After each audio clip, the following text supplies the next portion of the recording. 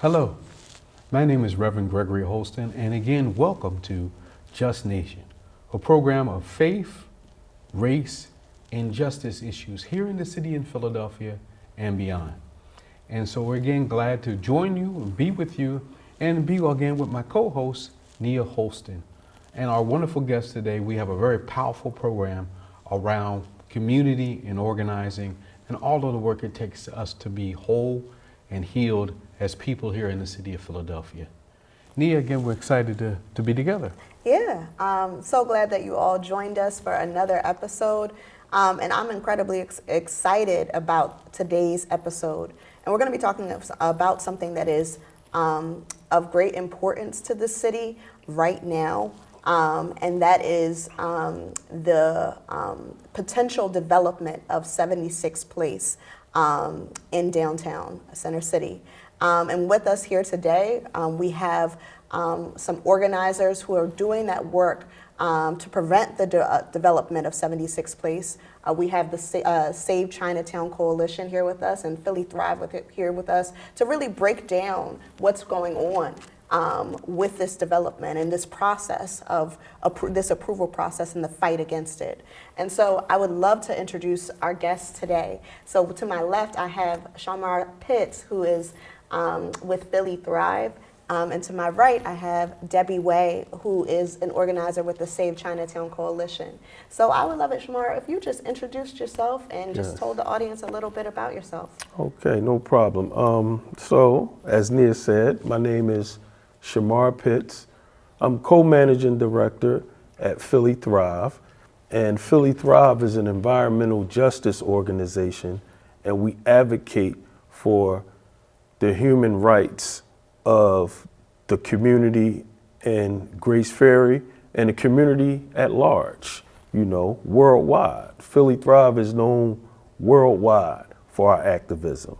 So we activate all of our people and we try to give them information so that they can understand the history of extractment and the history of colonialism and how it relates to us right now today. That's our main theme, that we want everybody to understand exactly what's going on. Now, we don't want to shape your mind and tell you what to do, but we want you to know what's going on because we all know right from wrong. And generally speaking, people are going to do right by themselves if they know what's going on. So that's what Philly Thrive does. Absolutely, that's what's up. Go ahead. Yeah. Debbie, do you want to introduce yourself? Sure. I'm Debbie Way. I'm with the Save Chinatown Coalition. Organizationally, I'm with Asian Americans United. We do a whole lot of different work, but right now the focus of the Save Chinatown Coalition is to protect our community from predatory development and to stop this arena. Definitely. And can you talk to us about the origins of Save Chinatown's work and how it's developed since the announcement of the intentions to build 76th Place? Well, the interesting thing about Chinatown is that we talk about having a tradition of resistance because we've had to. We've had so many projects that have taken away parts of the community. From the commuter rail tunnel, the Vine Street Expressway, the convention center, that's east, south, west. Yes. And even the gallery on the north, it didn't take the community per se, but it just put this big concrete block that affected us environmentally and psychologically. We've had to really pass on this tradition of resistance to our young people in order to save our community. We're the only Asian American community in the entire region. So y'all know what it's like when you're the only one of your color walking into a room, right? That feeling, that's my everyday lived experience and the only time that I can put my shoulders down is when I'm in Chinatown, and that's the entire Asian American community of the region feels that way. So protecting this community. The other thing is that, we were talking about this earlier, that community isn't just a place, right? I always say community is like relationships and memories. It's not just the geographic place. So you can't just pick things up like a sack of potatoes and move it somewhere and think that that's going to sustain community. Like community it's like this ecosystem of care where we all know each other, good or bad, everybody's all up in your business, but you know each other, you take care of each other. Like all our elders, we call all our elders grandmother or grandfather or auntie and uncle because of that sense that we're responsible for each other. And so I think like protecting Chinatown isn't only protecting this one little geographic area, it's protecting this notion of community that I think has been systematically destroyed across, interestingly, not just people of color, right? Like all of us have had this sense of community kind of taken apart over time. And that is really what we're trying to protect. Absolutely, absolutely. Yeah. Tell us what your ideas around community are. That was very powerful. Thank you so much. But I want you to share a little bit what your ideas around community. Yes. Because I relate so much to what she just said. Yes, absolutely. And it's similar to what Deborah said in that the community as a whole represents the history and the culture of your people, of your lineage, your family lineage, right? So in our communities now, what you have is a land grab where people see value, or they say they see value in our community and we didn't value our community. That's the reason why the prices go up now and all that, because there's value in it now. We didn't see it as value, so we let it become dilapidated, and now they were able to come in and purchase it cheap because we didn't have value. No, we never looked at it as we own the land. We looked at it as we are part of the land, right? And we are here. That's what community is. And so when you look at community, you see families thriving. That's what we need in our communities. We need families to be able to thrive and families to have safe homes, because we had safe homes and we had families thriving, and you had the sense of family and community. The whole community was a family, right? And now, as she just alluded, we are losing that now because they want to break that up for financial gain. Absolutely. The power of the connection between land and community and family is very strong. As we were saying just a minute ago, one of the greatest pains of the Middle Passage and slavery was African people leaving the land and not being able to care for the ancestors, which they believe remained on the land. And so that connection between the land and generations and ancestors and legacy and who you are as a person is so strong. And we see the dislocation of people, just not just of black and brown people or Asian people, but of all people, because we have developed an economy that really is premised on getting people to move from wherever they're at to somewhere else so they can continue to extract mortgages and resources that would have already been secure if the family stayed in the same place. And I want us to kind of dig a little deeper into that, about that whole connection between land, family, relationships, and community. The problem, quite frankly, is that like memories and relationships, you can't buy them. And then therefore, they don't have worth, right? Like if you can't measure it in dollars, then it has no worth. And I think what our two communities and other communities in Philadelphia that have struggled to stay whole, we represent a counter narrative to that, which, is hard to communicate to people. And then I looked at the developers of the arena, and they're connected to some of the biggest equity firms in the country, Talk like about it. FS Investments, Apollo Global, Blackstone. These are like huge equity investors. And then I find out, okay, Blackstone was cited by the United Nations for causing a worldwide housing crisis.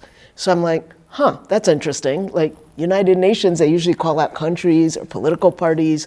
Here they're calling out the company whose exec is involved with the arena. And I've come to I'm trying to wrap my brain around this thing, but what basically is happening is they're buying up housing all over the country and then using the equity from those properties to trade on Wall Street. Yes. So they've taken a fundamental human right, and they've taken things that in their eyes have no value, which is our communities. And they're using them to, in some cases, you know, I don't know in all cases, but you know, it's documented that in some cases it's dark money that they're trying to hide. But whatever it is, they don't even care if people live in it. They just care that here's a building with 100 units. I can charge $2,000 a month for this unit, this little one-bedroom unit. Therefore, this building is worth this much, and therefore that's my value, and I can trade it on Wall Street. Like it's really sick. And so we have spikes in homelessness. We have like communities like ours under this constant attack because these guys just want to keep building their equity. And trying to understand all that as we are trying to think about, you know, and I'm very conscious that we are on indigenous land, right? Like I get it. Like this is Lenape land, Yes. and Yes, like it is. all of us need to recognize that and honor that we're there. So like Chinatown, 150 years is nothing in terms of the history of the Lenape, but like for us, it's a long time, and that's our space right now. So I think just understanding the relationship between these two very, very different ways of viewing the world. You know, we view the world either as the things that have value are not necessarily the things with money, versus the only thing that matters is money. Absolutely. And to be clear, you're connecting the very people who are developing 76 Place, which many members of the Chinatown community, including the Save Chinatown Coalition, have said will lead to further gentrification of Chinatown and displacement of Chinatown residents. You're saying that the same developers that are connected to 76 Place are the same developers who across the country are gentrifying Black and brown communities, Absolutely. are going in and transferring literal wealth from Black and brown communities and all communities All writ communities. all Yes. communities writ large, and putting it into their pockets and becoming billionaires and billionaires several times over. So I just want to make that clear that that's what Yes. you're. And Yeah. as specific as you can be, instead of, because we hear it's the Sixers, and we love the Sixers. I have a lot of beautiful, wonderful memories of the Sixers. And so this is the Sixers saying they want a new stadium, so, oh, you know, that's my home team, and a lot of people have stadiums downtown, why not? But the reality is the owners of the Sixers are the ones who are driving this. The idea of the Sixers, the home team of the Sixers, the feeling like that's my team, they not doing it that way. No. It don't have anything to do with basketball. No. They don't have anything to No. do with Philadelphia. They don't have anything to do with basketball. This is purely a business. And what's driving this in particular is if they can get a new arena, the value of the team increases. Again, this is all monetary value. And then they can sell it for more money. Right? Which is a different way of even ownership of sports teams. Yeah, it's Well, a new, owners used to be new a world. part of the community. Yes. They were civic people. They lived here. And the sports team was the thing that you owned that you had a trust over. Yes. You had a trust for the whole community over. It wasn't something that you bargained away or used as a bargaining chip for your own wealth in some Well, other now fashion. that the teams are equity now as well. Yes. Like, Yes. the people on the teams are equity. Like, there's some weird implication in being called an owner and I can buy and sell these group of people, right? Like, Yeah, primarily black people. Yeah, and so we want to, kind of note that things have changed. absolutely. And there are these wide swaths of these equity owners who just buy wide swaths of land in cities, mostly in black and brown communities, and they wait and they hold it. They look to look at the equity value of it and exchange it when it gets a certain value to make more money. They're not rooted in the community. They may be from here, but they're not really from here. Right. Meaning they're not rooted in the community and what's best for the They community. have no No. interest in the well-being No of the allegiance. community. I look at Josh Harris, right? Like, oh, like, I'm going to own the Sixers and I'm going to own the Commanders. Like, And he owns the New Jersey Devils yeah, as no, well. like, what, that has nothing to do with loyalty to an area or a people or a place. That has everything to do with, this is my investment and I want to figure out how I'm going to make money. So the first thing he did with the Commanders, got to build a new stadium, right? Very first thing. Because that increases his equity value. Yeah. And it gives it a better asset to exchange or move or Exactly. sell at a given time. And if the Sixer Stadium is in a community already, there's the opportunity for gentrification of that community and ownership of property in that community to Yes. make even more money. Yes. That we have seen that schools all That's over exactly what Philadelphia they have do. been closed. Excuse me. And they're used as hubs to gentrify neighborhoods, these schools that are closed. Then major land pieces like schools and other kind of rec centers and other things are tools that people use to gentrify the community out from them. Universities in the same way. And so we see that this is a pattern of how people make money, and we have to begin to question whether is that the same thing you're going to do here. If you've done that in this place and this place and this place, won't you do the same thing here? Yes. And so I think what we're doing right now is ripping the mask off for people, right? Yes. Helping to contextualize and get real down to the nitty gritty of the issues. Because when I first heard about the potential of 76th Place, my thought was, why, right? Why? You know, when my friends come to visit me in town, the thing they always remark on, if we're going to a concert or something like that, they say, wow, all of the stadiums are in one place? That's interesting, that's useful, that's convenient. And it's connected to the main subway line in the city, and it only takes 15 minutes to get there from downtown, and there's parking. That's convenient. It's very different than from Madison Square Garden or very different from other locations. And so it's helpful to hear some of the stuff underneath a lot of these thoughts, because I started to talk to people about it. I would talk to, taxi drivers, and I've talked to my neighbors. I'm saying, does anybody want this? And the answer was always no. We don't want this. So the narrative has been put out that by placing the stadium downtown, it will increase activity in the downtown area, build restaurants, build more employment for all communities, particularly black and brown communities, and better our downtown is, then the better is for everybody. I want you to be able to, either one of you, respond to Yes. that. So first, and I was smiling because when you said we taking the mask off, right? I know Deborah has heard this a lot. Y'all make us developers look bad, right? And I always say, I can't make you look bad. I tell people to look at you. I do say look at them. Just look at them. But whether you look bad or not is up to you, right? So you know that what they've done before is likely what they're going to do now, right? So if they displaced black and brown people in gentrified areas before, and they've never cared about black and brown people, why all of a sudden are they going to care about black people now? Because that's one of the first things they tried to do was say, You know, Chinese people don't care nothing about black people. Why y'all worried about them? We're going to get jobs for black people. We're going to get that contract to a black person. Okay, why a black person never got a contract from you before?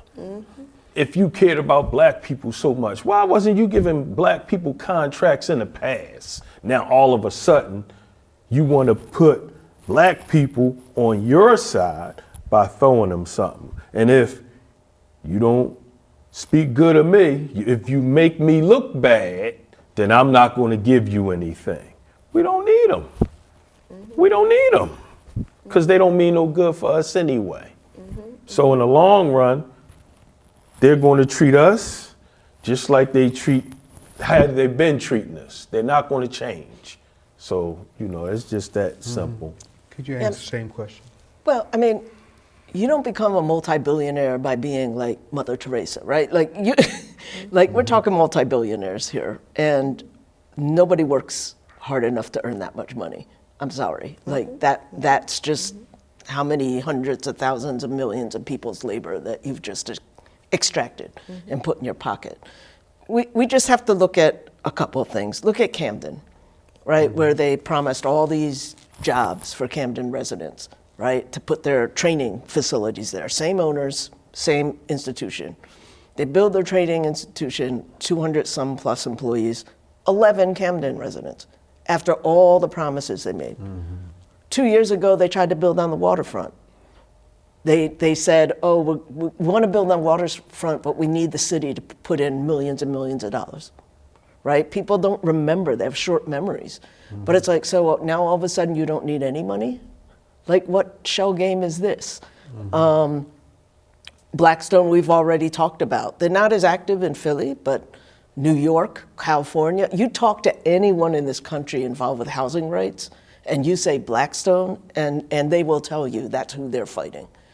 Josh Harris, Apollo Global, same equity firm that helped close down Hahnemann Hospital, right? In fact, do you know a little bit more about what happened with Hahnemann? So this is all economics, and I don't always get the full thing, but Apollo Global allowed another company to use equity to buy Hahnemann. And really, Hahnemann wasn't doing well and needed help, but they set rates so high that just like you can't pay that debt. And they drive it into the ground, they empty it. In fact, and I just read this somewhere, but I have to like fact check it, so I'm just saying that right now, but I do think that that site was also considered for the arena, right? But that's prime downtown real estate. It also happened to be medical care for low-income people. Yes, and right? It's been devastating. And they closed in the middle of the pandemic and wouldn't open it unless the city paid them a lot of money. Yeah. Right? Yeah. So let's talk about this, because you've described how, and y'all have described how these developers will come in, make a lot of promises, and then not follow through on those promises. And then what they also do is they also leave a lot of these places, right? And they leave them worse off. So you were just saying that. And so there have been conversations about how, well, Philly needs a downtown arena. Philly needs a downtown arena. Can you share some of the other downtown arenas that have been in existence in other places and what has happened with those arenas? Well, the one I know best is DC. And that, because that was in Chinatown. And it led to the entire community just being decimated. There's maybe 2-3 Chinese businesses left. There's one unit of low-income housing left that the community had to fight really hard for. You have 300 mostly elderly people. But they would leave if they could, because like they don't have a community anymore. They have to get people to drive them 26 miles to get Asian groceries now in Virginia, right? Like, that's not community anymore. But they also can't leave because it's low-income housing and they got nowhere else to go. And now they're announcing they're closing that arena down. So that's going to leave this big empty space. In terms of revitalization, so the Sixers are saying, 150 events a year they're going to have, which is kind of like magical economics because it's like 41 basketball games, right? So that means 110 other events. Like, where are these 110 other events going to be? Well, we're going to take a bunch from Wells Fargo, which is, they're guessing that they can. They can't prove that they can. Wells Fargo can still hold more people than their proposed arena. And that's not new income to the city. No, it's not. That's just transferring. And then the workers fought really hard down in the sports complex to be able to have living wage jobs. Yes. So they can do it by spreading the work around that development. But now you're taking a whole bunch of that work and moving it to another place. Very important point, because I was with those workers. I stood in negotiation with Unite. with Unite here and all of the corporations that recognize those workers for that right to be able to exchange, could go from venue to venue to venue. They fought so they hard. could have a full-time job, full year-long job, because of the venues together.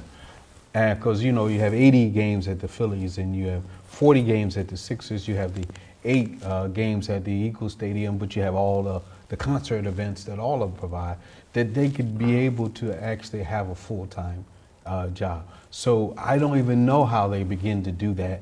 Now, if one of the stadiums opts out of all those contractual arrangements, and that means black and brown people losing work, losing full-time job directly because of this decision around the stadium. And that's all, and you know what? That tells you all you need to know about these guys. That you had to fight to get a full-time job, that you have to fight to get a livable wage, right? We're not talking about Mother Teresa here. We're talking about people that will, anyways, in terms of this. They also had to fight for the best jobs, to have some black people in them, because all the front jobs were designated to white people for the most part. Yeah. And so they had to fight for that as well. And they also, if you look at just stadiums in general, they don't last but 15, 20 years and then it's gone. So now when it leaves Chinatown, where does that leave Chinatown? Look, more than half our schools in Philly are older than twice as old as Wells Fargo Center. And now all of this attention, not just our attention as organizers, but look at city government, all the attention being paid to some billionaire scheme to make money. And we've got kids in buildings with asbestos, or when the temperature goes above 90, we can't have school, right? Like, where is we the... seriously say another 5 years before we'll have air conditioning for kids. Ridiculous. Going back though to this whole, I'm sorry, I 110 additional, no, it's all right. I just am like, they say that they're going to have 50 new events coming to Philadelphia, like, and that's going to make up the difference. Like, that's one a week, and I don't know where it's coming from, right? Like, you tell me where we're going to find 50 new events to put into this thing. But that still leaves 220 to 250 days dark, a year, where there's going to be this big concrete building with nothing going on inside, except like flashing neon billboards that are telling you how to gamble, right? That's not revitalization, I'm sorry. Revitalization for our people would be affordable housing, and I mean affordable, like, I'm not even saying deeply affordable, like low income, like affordable, like our frontline workers during the pandemic should be able to afford to live here. Like, simple, like, I'm not being like pie in the sky. We need small family built businesses. We don't need chains, we don't need franchises, we don't need more money going into the pockets of McDonald's and Burger King. We need to help our people, the people in Philadelphia, to be able to develop living and sustainable places of employment, things that can support our families, things that can support our communities, things that reflect the culture of our people. Absolutely. Yes. So let me make sure I throw these questions out because one of the concerns is that the center city area, there are a lot of buildings that are vacant now. That the idea of commercial buildings after the pandemic and after people have decided to use Zoom and whatever other mechanism to work at home, have created major vacancies, and that there are 9 buildings, at least 9 buildings in the center city, they have the real possibility of going into some kind of default. And so some are looking at the stadium idea as a way to rejuvenate downtown so that those office buildings will somehow draw people back to them to actually have their offices there. That maybe because they have this activity downtown, they'll want to be there. How do you respond to the idea that rejuvenating commercial business or office spaces is a part of this, and does it work or doesn't it? Well, like post-pandemic, there's a thing called the post-COVID city. And that's an international problem. Yeah. Like every city in the world is struggling with this. And so there are many brains much better than mine that think in terms of economics. And nobody in the entire world is saying an arena is going to fix this. Like an arena that's going to be dead 220 nights a year, right? Like who wants to work next to that? Like we have to kind of scale back again and think about these questions that we opened with of value, and like it isn't always the greatest money maker, it's the greatest community maker. Like what can we do to create that sense of Philadelphia as a community? And that takes, I mean, I'm not an urban planner. I'm not a person that, knows these things, but I look around, I'll look at things like even in Philly, you look at Reading Terminal and how vibrant it is. Why is that vibrant? Small family businesses, one-offs, very unique, very special. Like, what would it mean to have a Bobby's bookstore downtown? Like, what would it mean for us to be able to have our communities, like, build sustainable things? Because what do we have to offer the suburbs? We have our diversity, we have our arts and culture scene, right? Like, invest in those things. Invest in those things, and that will bring people in because we're offering something that you can't get at other places. Sustain our families, sustain the communities that live here. Let them be able to benefit from being downtown and having that kind of vibrancy. But a big concrete block that's going to sit empty, they're already saying, oh, well, like businesses in the fashion district are struggling. Well, I would even argue with that. It's pretty lively when you go down there. Of course, they kicked all the kids out, but we can talk about that. That would well, be we a can whole talk about show. that. That's a whole other show. yeah. But what makes them think they're going to open 4 stores in this arena and that's going to bring this back? When an entire mall is quote unquote struggling, like it's like snake oil. It is, and it's the culture of our city. Sad to say that developers, not just the arena, but developers just as a whole, has taken over the city with the plot that goes way beyond my imagination on how they're going to make money, and is at our expense. And our city legislators allow them to do it. And this is why we find ourselves in these positions, because a developer can come in. Like, for instance, I'm gonna give you an example. Cobb's Creek, the golf course. It was closed for a long time. It was the only golf course black people could golf at, right? It was closed for 50 years. A friend of mine, Big D, he came, he passed away. And now, back when he was asking the city, we need to do something for the kids, because I'm out here on the front line with shooters, actual shooters. I'm out here on the front line trying to tell them that's not the way to go. We got Cobbs Creek Park, we got all this land. I got an idea, we could put a paintball park, an obstacle course, something for the kids, so just to keep them busy, to change their train of thought. And then once we get them there, then we start giving them anti-violence treatment and teaching them how to think differently, to change their thought pattern so that there don't be violence. They gave Big D $6,000.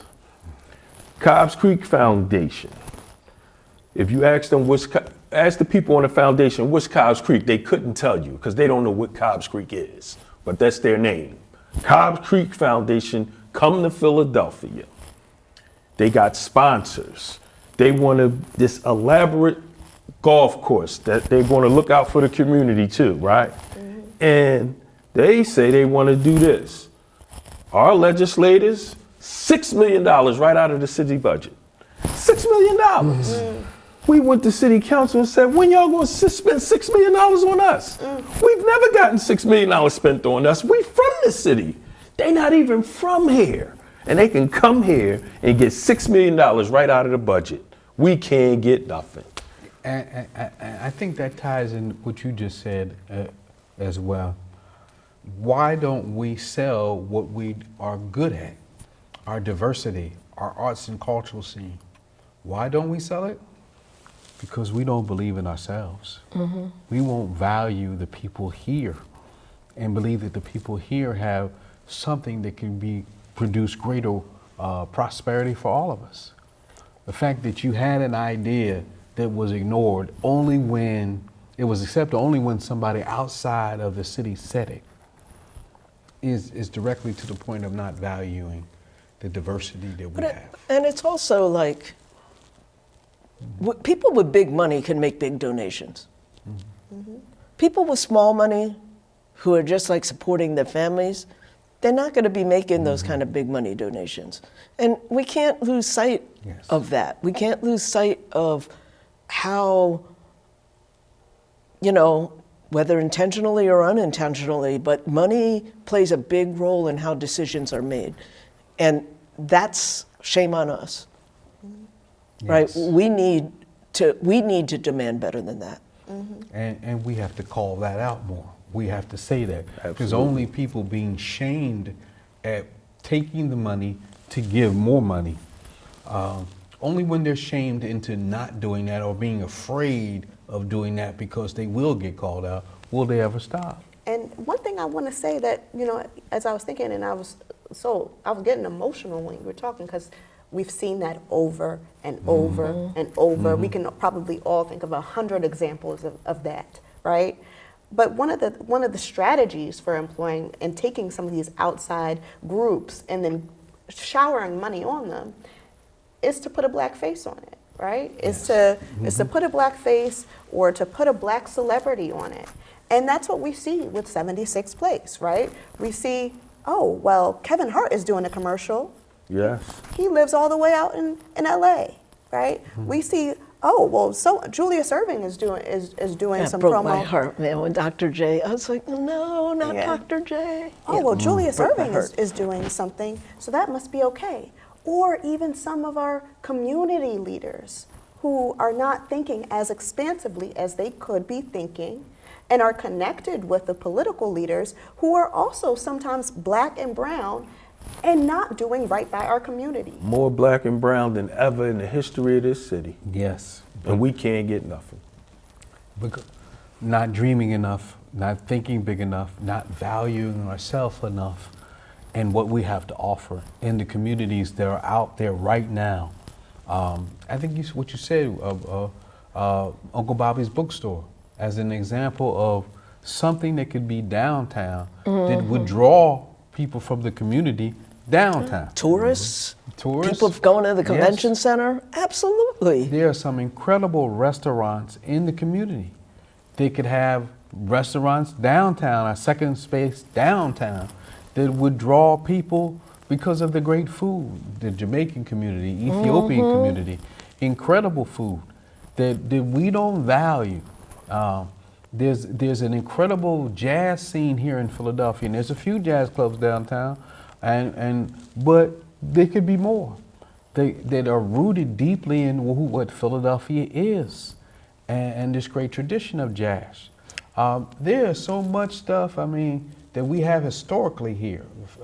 Paul Robeson and his legacy Yes. of activism and being an athlete, an actor, and a musician. We do nothing to promote a Paul Robeson culturally downtown in the city.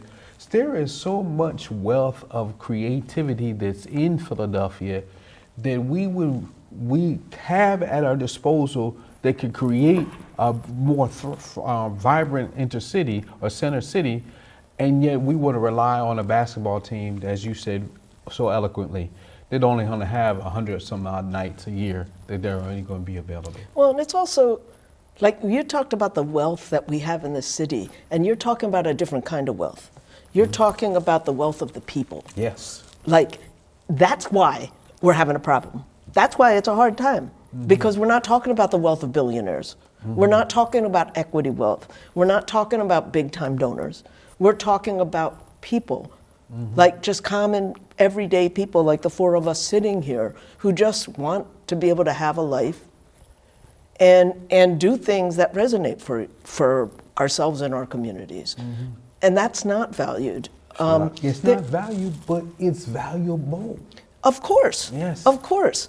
I mean, and there's this other thing, like I can go off, I just go off on these things, but like people forget what the word commonwealth comes from. It was the commonwealth. It was meant to be the common good, the stuff for everybody. Yeah. I'm sorry. Yeah, Excuse me. and like we've lost sight of that is actually a responsibility of government. Yeah. Well, Like the common good. that's our job The now. commonwealth. That's what we're trying That's to do. our job. That's what we do. Yeah. But we've lost sight of that. And that's really sad because that was not an unusual notion. That's why we have words like the commonwealth. Yes, yes. And again, I just want to keep emphasizing the Commonwealth is the answer to the question, what do we do to revitalize our downtown? If we look at our Commonwealth that is across the city that we do not value, that is what will produce the kind of thriving that you are talking about, not just for our neighborhoods, but for our downtown too. Yes. That will allow these same people to make money, but make it in another way that can be much healthier, much more prosperous for everybody. Absolutely. Yeah, people are not going to be traveling down to the city to eat at a Chipotle, right? Like, Word. like honestly, Yeah. right? Like, what we have as a city is so rich. The diversity that we have, the people that are of this city, and it's time to really think differently and stop looking to billionaires as though they're going to be saving us. Like they only want to save themselves and their bank books. Yeah. And to be in solidarity with each other, right? And that's why I'm so glad to have y'all to hear as guests, because there's often a lot of talk about, well, and Shamar, I think you were getting into this earlier. Oh, well, the Asian community never did anything for you. And that's just factually incorrect, right? Like, we could talk about Grace Lee Boggs. We could talk about folks who have been doing this work in community together with Malcolm X, with our leaders, right? And so we have to be able to talk about how important solidarity is among oppressed people. We have to be able to do it. Do either of y'all want to say anything about that? Yes, because I was just thinking when she was talking that's our job right now, is to wake up our communities, all of the people in our communities. Let's get them to understand exactly what's going on, because guess what?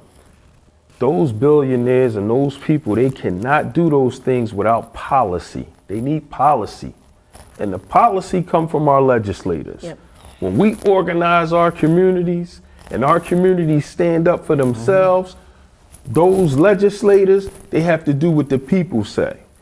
They can't go by what the billionaires say, because they're going to tell the billionaires, listen, if I do what you say, they're going to vote me right out of office. And I don't want to get voted out of office. So our job is to let our folks know what's going on, how you make policy, how you change policy, and how people is people power. That's our job. Absolutely. But I do want to touch on a sensitive subject. What our black community is seeing from the Asian community, for the most part, is so on the raw level of the neighborhood store that has someone of Asian descent in that store that sells merchandise to them.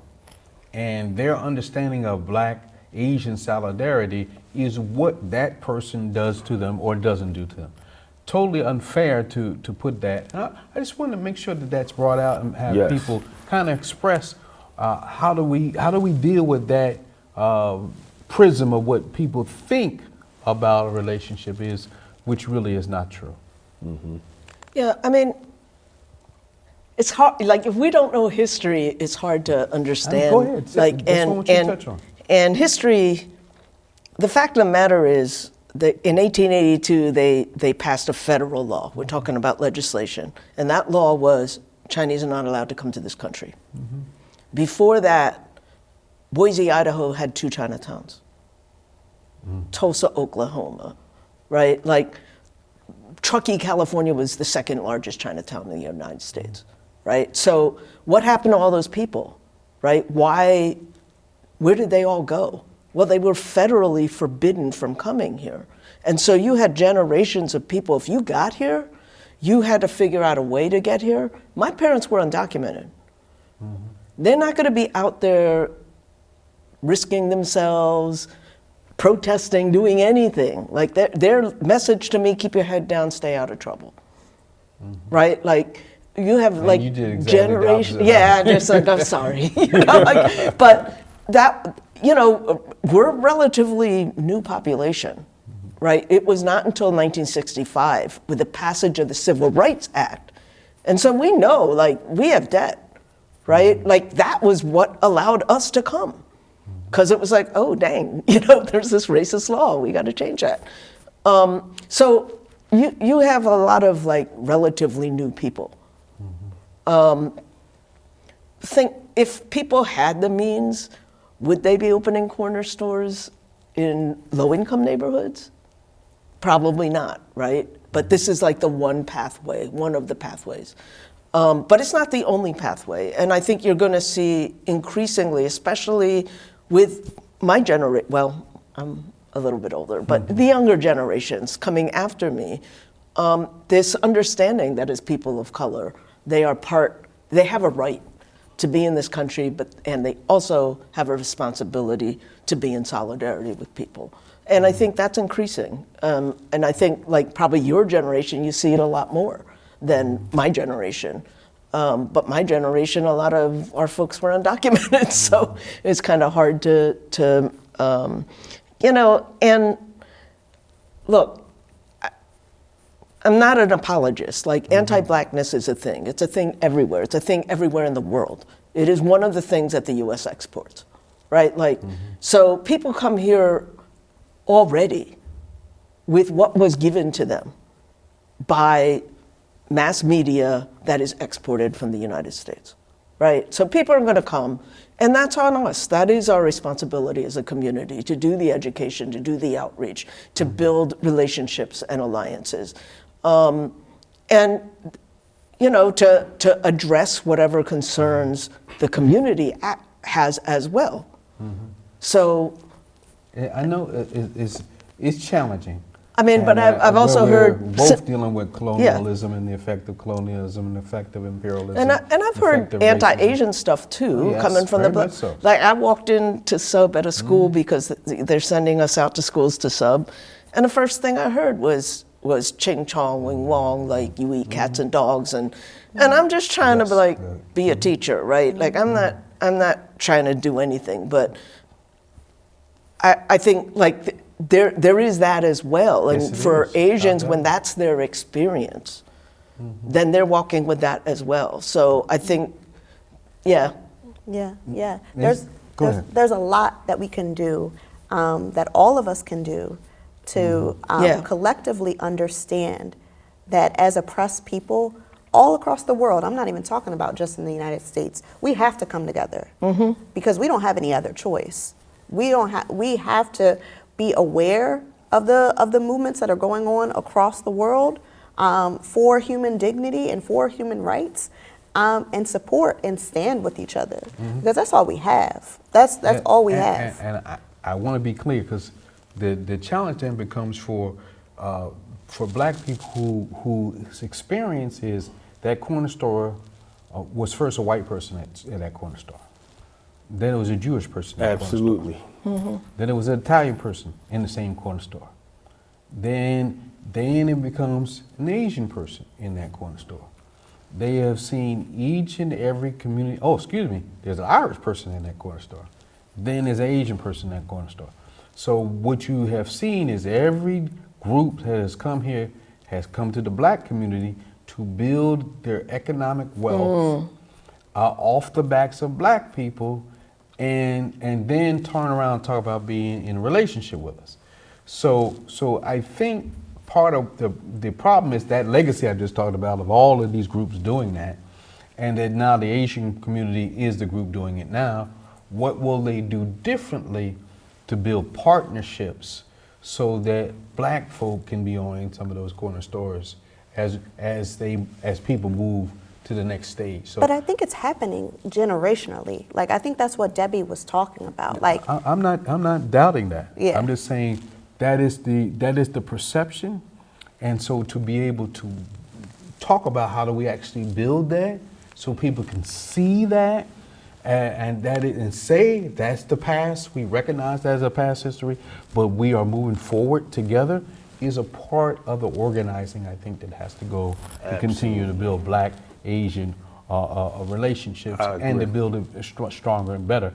But I wanted to be clear what people see, you know, because that seeing that, not dealing with all the dynamics of racism and structural racism that you just so eloquently talked about that people don't see, they see that corner person. Right. And we need to do something visibly Right. to build our strong alliances that we know are necessary for our communities. Yes, and I think we have to also recognize that as Black people in this country, we've always been the lowest on the totem pole, and that when any other denomination of people come here, they always tell them, look out for the Black people, they're going to do this to you, they're going to do that to you, and we know that, right? So, and we also have to understand that as Black people, we always, like in this position with Chinatown in this arena, they'll always try to bribe you, always try to bribe you